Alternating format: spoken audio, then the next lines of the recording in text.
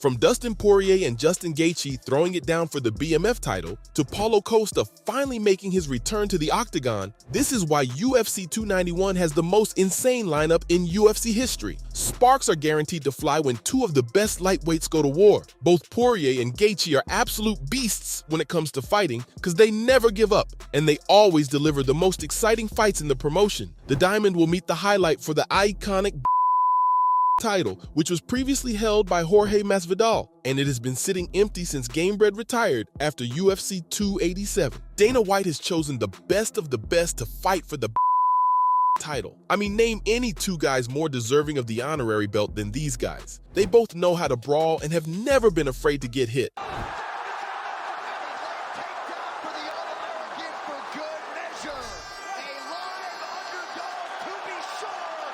In fact, I think they actually like getting smacked a little. Neither Dustin nor Gaethje really enjoys trash talking, but they'll hold their own when it comes down to it. They'd rather just let their hands do the talking in the octagon, which says a lot about why they deserve the title. To be perfectly honest with you guys, I'm actually fine with either of these two warriors winning the match. They're just so mesmerizing to watch. I don't remember a single boring fight in their careers, and they've only fallen short of the best of the best. Believe it or not, they've even fought each other in the past. Back in 2018, the Diamond defeated Justin in Arizona, and now the Highlight wants to avenge that loss in Salt Lake City. The last time these two studs faced up in the octagon, the fight was pretty close. You see, Gaethje was doing what he's best known for, kicking the legs from under Poirier, and Dustin could do little but hold on for dear life. There were also a couple of eye pokes from the Highlight, which was causing Poirier a lot of trouble, but somehow he managed to gather himself for another round and finished Gaethje on the feet in the opening minutes of the fourth round.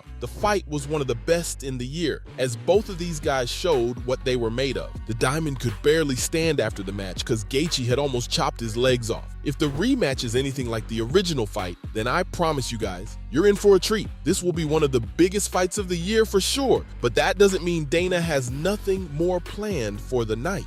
The co-main event is also pretty huge. For starters, this will serve as the light heavyweight debut for the former middleweight champ Alex Pereira. Pereira will be taking on the Polish fighter Jan Blachowicz for a spot on the top 5 ladder in the 205-pound division. This fight will breathe new life into a weight class, which has been struggling ever since Jon Jones vacated the title. It'll also bring up another contender to face Jamal Hill for the title. You see, guys, the rightful champ, Yuri Prohaska, is out injured, and the UFC doesn't have a solid timeline for his return. Jan's already held the title once and lost it to the veteran Glover Teixeira, who then lost it to Hill. Pereira vowed to avenge his retired teammate and fellow Brazilian and wants to take the reigning champ's head off. So the only way to get to Jamal is to go through a former champ. Plus, this fight might just introduce a new twist in Pereira's saga with Israel Adesanya, because when the last stylebender tried moving up to become the double champ, he found himself face to face with Blachowicz. Izzy lost that fight and decided he was better off as a middleweight. If Pereira can somehow overcome Jan's wrestling and defeat him, then he'll have even more bragging rights over Adesanya than he already does. Those are just the main events, guys. UFC 291 has a lot of great fights lined up on the undercards as well, because Tony Ferguson is making a comeback too.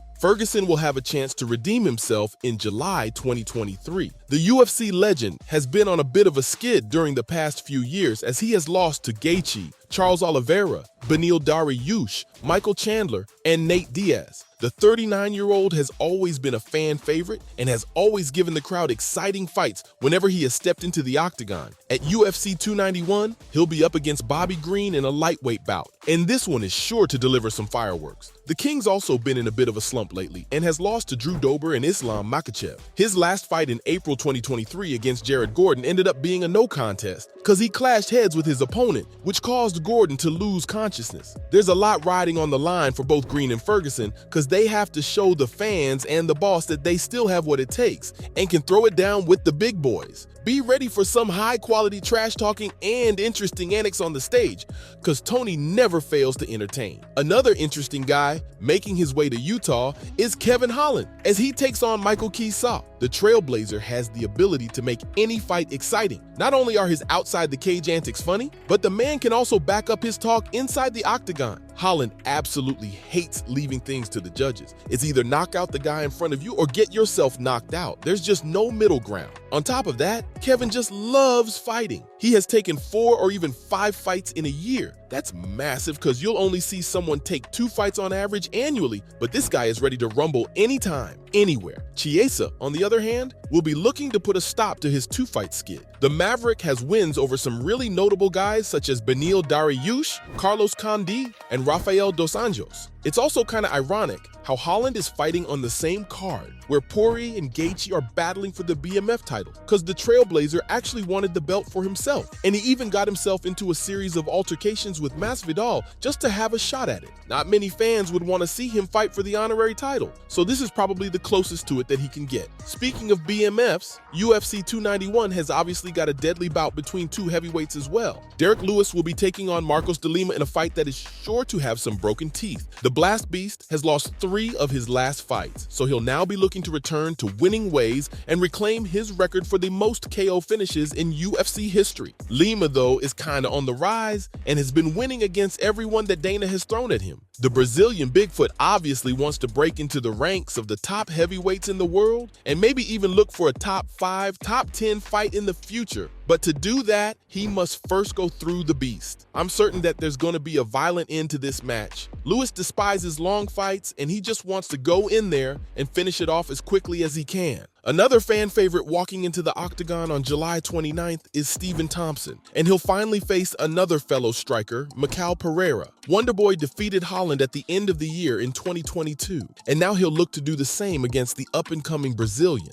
It was actually Pereira who called out the legendary real-life Karate Kid, and Thompson responded in kind. The two of them really wanted to fight, and were initially supposed to face each other at UFC 289 in Canada, but for some reason that didn't happen. In the end, the UFC brass came through for these guys and decided to let them settle it among themselves. Another guy beloved by the fans is also making his return to the UFC. Yep, Paulo Costa will be back finally, and he won't be facing Khamzat Chimaev. Dana's actually found another Russian for the Borachina to fight, and it's a former rival of the Boers. Ikram Aliskerov impressed the fans as well as the boss in his UFC debut against Phil Hawes, and secured a first-round KO. And Aliskerov just hurt him.